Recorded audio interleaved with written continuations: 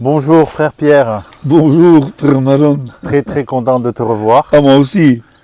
Donc nous sommes aujourd'hui à l'abbaye de Maëlys. Oui, Donc c'est une abbaye de frères bénédictins, oui, c'est ça. oui. On arrive à la fin de ton périple.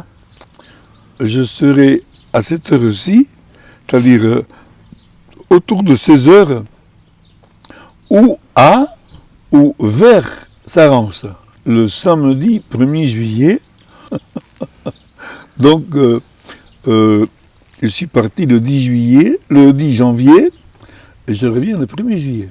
Alors est-ce que tu peux nous donner un aperçu de tes aventures? Avec grande joie. D'abord, je vais le redire parce que on dit que la répétition est à la base de l'enseignement. C'est pas toujours vrai, mais un peu quand même, parce que les gens oublient. Je vais rappeler le pourquoi. Je suis parti de Sarance parce que il est de coutume dans beaucoup d'ordres religieux que quand un nouveau responsable arrive, l'ancien prend un temps sabbatique pour deux raisons. D'abord pour laisser à son successeur le temps de prendre ses marques et pour lui-même avoir le temps un peu de souffler, de respirer. Alors pour moi, donc il y avait maintenant désormais à Sarance le frère Paul-Emmanuel comme prieur et chargé de l'hôtellerie, le frère Dominique Marie, recteur, donc responsable du sanctuaire de Sarance, et chargé aussi de conférences et de beaucoup d'autres activités. Le frère Renaud et le frère Julien, responsable de la pastorale des villages et d'Aspe et de Barétous, et le frère Jean-Daniel, organiste, puisque nous avons une orgue magnifique, mais il manquait d'organiste, et en même temps, comme il a cette attitude aussi, beaucoup de contact avec les gens, donc pour moi c'est merveilleux qu'il y ait eu cette relève. Ils sont rares les bergers au niveau de la profession de berger, ou les curés bergers des personnes, avoir la même relève que moi. Alors je suis parti dans cette perspective, et moi, c'est vrai que je n'avais pas pris depuis longtemps, d'abord jamais un temps aussi long, sauf pour mon noviciat, plus long, mais sinon après jamais, et ça m'a fait un très grand bien de méditer, de souffler d'abord, de méditer, pour prier aussi, j'avais plus de temps, un autre lieu, et je reviens très heureux à Sarance de ces deux réalités, de rejoindre mes frères qui sont là, et moi-même d'y revenir bien. Alors évidemment, je ne suis pas parti pour revenir comme avant. Les activités que font les frères, ils vont les continuer. Donc je ne vais pas les reprendre moi, heureusement. Dans l'écho du Vallon, je l'ai écrit ça. Je dis que dans toutes les maisons où les octogénaires ont la joie de rester dans leur famille, ils laissent leur responsabilité aux jeunes. Et eux, ils sont dans la maison, au courant de ce qui se passe, ils rendent le service qu'ils peuvent rendre, et ça se passe très bien. Et de la même façon, dans les monastères, les octogénaires comme moi, ils laissent les tâches se réaliser par ceux à qui elles ont été données, et en quelque sorte qu'ils ont transmises eux-mêmes. Pour mon cas à moi, ma grande joie de revenir, alors le père abbé m'avait donné ma mission, m'a donné une mission. Il m'a nommé frère aîné. Alors on peut dire en souriant d'une jolie expression de dire à la retraite. Mais il ne s'agit pas que de ça. Parce qu'il m'a quand même dit ce que cette mission voulait dire. Frère aîné veut dire être le passeur, le transmetteur, l'accompagnateur et le conseilleur, pour garder la rime. Alors, le passeur, ça c'est fait, le passage est fait. Transmetteur, j'ai commencé aussi. C'est sûr que je vais continuer. Le fait de rester tant d'années sur le lieu et d'être originaire aussi de cette région-là m'a donné des connaissances que j'ai à transmettre, en complément de toutes les découvertes qu'ils font eux-mêmes. Bien sûr. Et que je n'ai pas forcément eu l'occasion de faire moi, vu d'où ils venaient et comme ils venaient. C'est très important ça, c'est un complément. Accompagnateur, pour moi, c'est bien sûr d'abord la vie de prière avec eux, la vie commune, l'accueil des gens qui viennent à Tassarance pour la part qu'il faudra, et en même temps, pour ce qui est de la pastorale, des activités dans les villages, en dépannage ou en complément. Et oui, c'est très juste, comparaison que je prenais avec les moines âgés ou les bergers anciens. Comment donc tu imagines une journée type à partir de ton retour? Par rapport à avant, par exemple, pour les gens qui se demandent. Alors, par rapport à avant, quelle sera ta journée type? Je ne peux pas dire comme ça, de façon générale. Ma journée type ressemblera à celle qu'il y avait avant. On commence par la prière personnelle et la prière de l'office. Et après, il y a l'office au milieu du jour, l'adoration, la prière personnelle quand on peut, le matin ou l'après-midi. Et moi, j'aurai davantage de temps pour ça. Les vêpres, la messe est au milieu du jour aussi. Formidable, je préfère cette formule. Le soir compris. La grande différence sera que je ne serai plus chargé des enterrements, des mariages, des messes dominicales, ce que je viens de dire. Oui, parce que ça sera très bien développé par les autres frères. Oui, ce que je viens de dire, les tâches transmises, le reste. Bien sûr. C'est pour ça que j'ai fait la comparaison avec le vieux berger. Le vieux berger qui laisse le troupeau à son petit-fils ou à son fils, il va pas à la montagne. C'est pas lui qui va garder les brebis l'après-midi.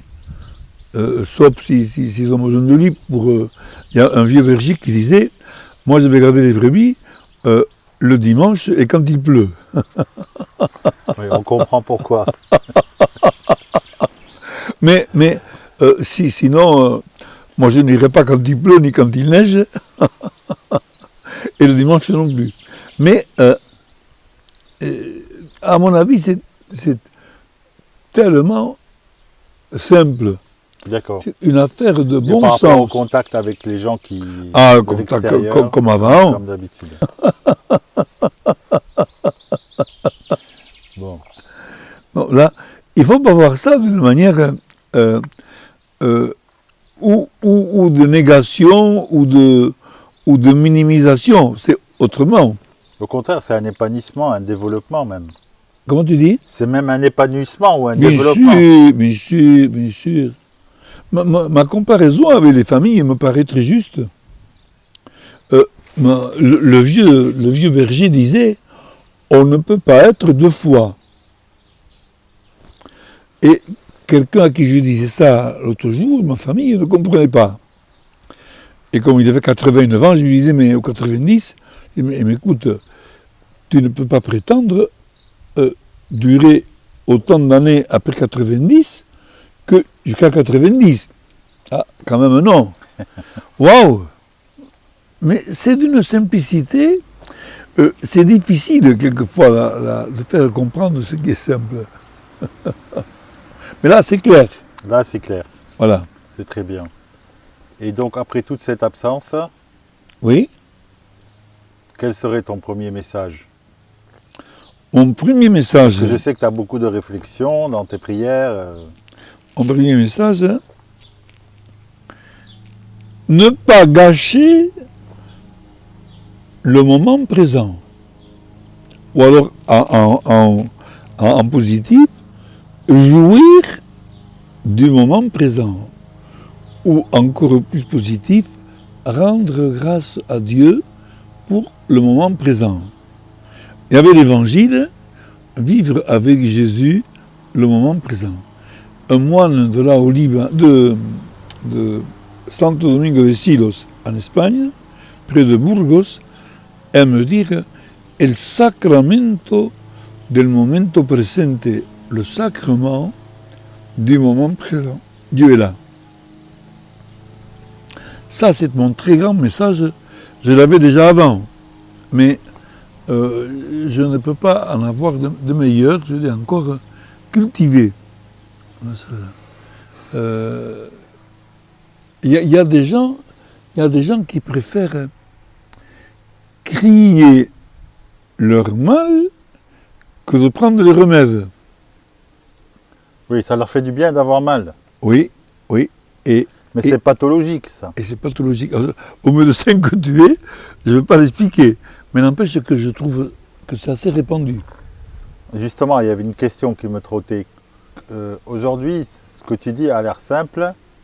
Ce que tu dis a l'air simple, Oui. et beau, et poétique, et on a envie de le vivre. Mais on est dans une société, ou bien une époque, où il y a beaucoup de choses qui empêchent les gens, Oui. le lierre, comme tu m'as dit tout à l'heure, Oui, oui. de voir ou de vivre le moment présent.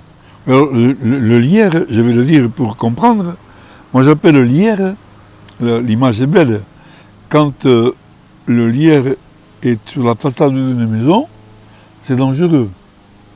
Quand une intelligence est envahie par un orgueil, une jalousie ou un côté intellectuel desséché, il n'y a plus de place pour l'intelligence. Et alors, aider les gens à se simplifier, ça, j'en ai beaucoup l'expérience, puisque je rencontre beaucoup de gens, et j'en ai rencontré beaucoup là où j'étais aussi. Hein. Les gens ont beaucoup de mal à être simples. Et ils ont beaucoup de mal à être heureux aussi, parce que il leur manque justement, il leur manque ce réalisme du moment présent. Le réalisme du moment présent. Au lieu de regretter que, constater que. À Cous, on manquait de soleil de la Toussaint au 2 février. Eh bien, moi je ne m'en suis jamais attristé pendant 44 ans. Jamais. Jamais. Il doit pleuvoir en Vallée d'Aspe 3 jours sur 2, ça ne m'attriste pas non plus. Et les magnifiques belles journées qu'on a en arrière-saison, j'en rends grâce, comme je rends grâce aussi pour le temps tel qu'il est. C'est une histoire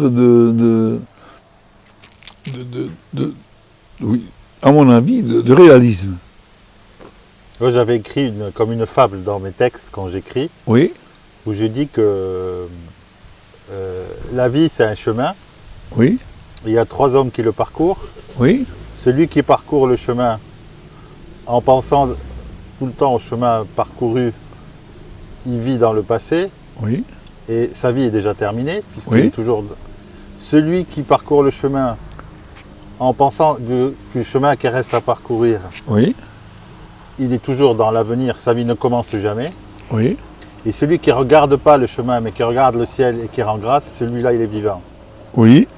Et alors, moi, je résumerai exactement ce que tu dis avec un sermon que j'avais fait pour un vieux curé qui était très marqué par le passéisme.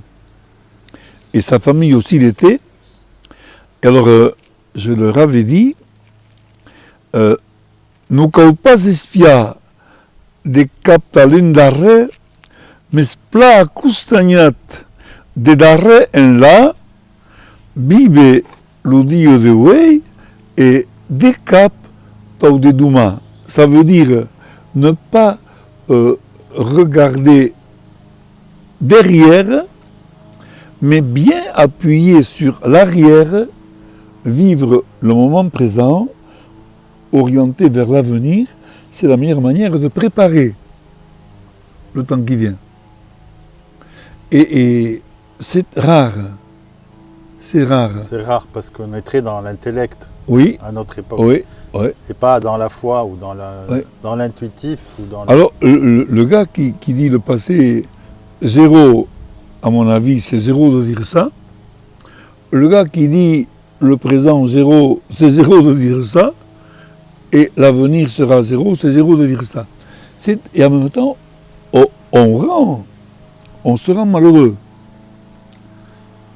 Et j'aime beaucoup les jeunes, je ne connaissais pas du tout cette fameux New Age, c'est-à-dire cette attitude religieuse d'aujourd'hui où on fait un peu de butinage de toutes les religions, loin de moi de vouloir butiner, mais j'ai gardé de ce discours de certains jeunes ne pas émettre des ondes négatives.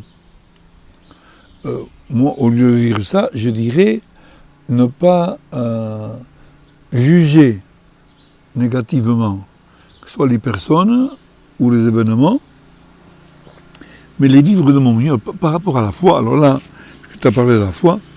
La foi, c'est une attitude, je le savais avant ces 6 mois. Avant les 6 mois que je viens de prendre, je le savais, mais je le sais encore plus. Nous sommes assez rares en Europe aujourd'hui à accueillir la merveille de la foi. Beaucoup de gens conjuguent la foi avec des réactions de monsieur ou madame tout le monde. Par exemple, je pardonne, je crois l'avoir déjà dit une autre fois ça dans mes rencontres avec toi, je pardonne quand c'est possible. Quand c'est pas possible, je ne pardonne pas.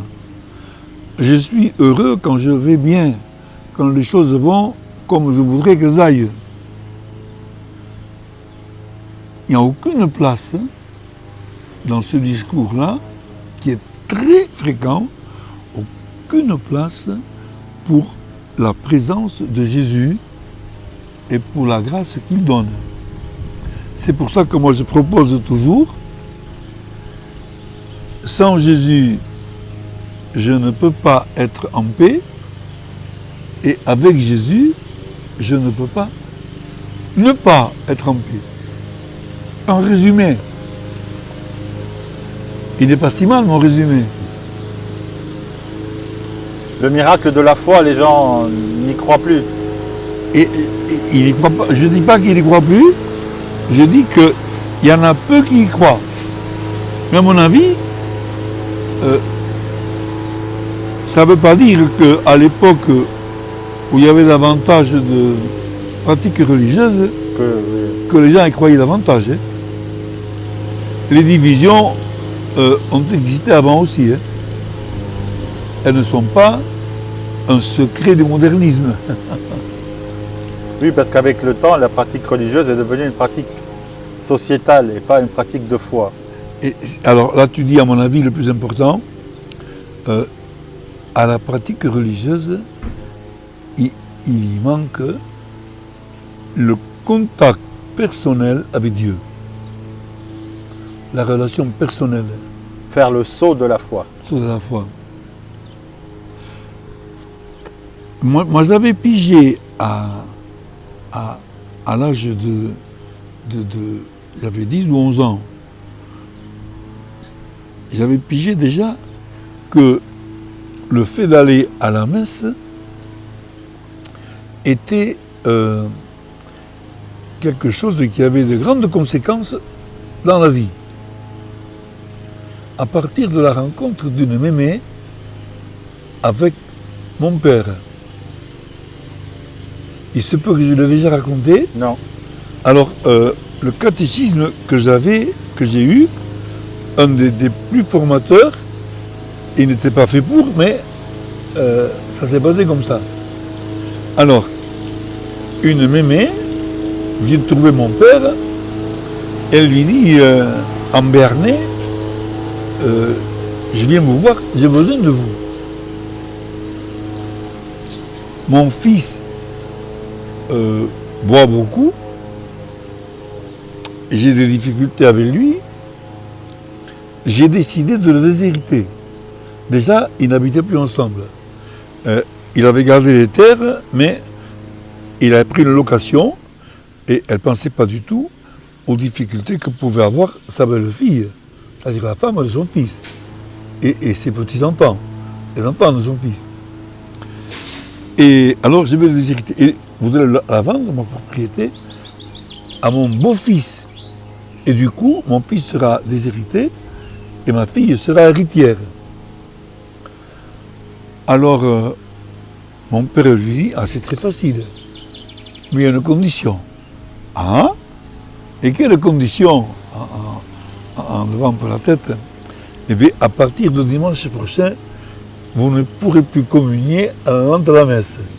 Alors, la mémé lui dit, et qu'est-ce que ça a à voir, ça? Déshériter mon fils et ne pas pouvoir communier. Mon père lui répond, qu'est-ce que ça a à voir? Tout. Alors, je vais lui expliquer comment c'était impossible de recevoir le corps du Christ et d'avoir cette attitude-là. Elle est partie un peu vexée, très vexée, et pas contente. Et quelque temps après, elle revient, elle dit, hein, demain, je vais avoir une grande visite. Hein. Bon, je vais avoir la visite de mon fermier. Hein. Mais pour que ça se passe bien, il va venir avec un voisin. Hein. C'est très bien de recevoir votre fermier.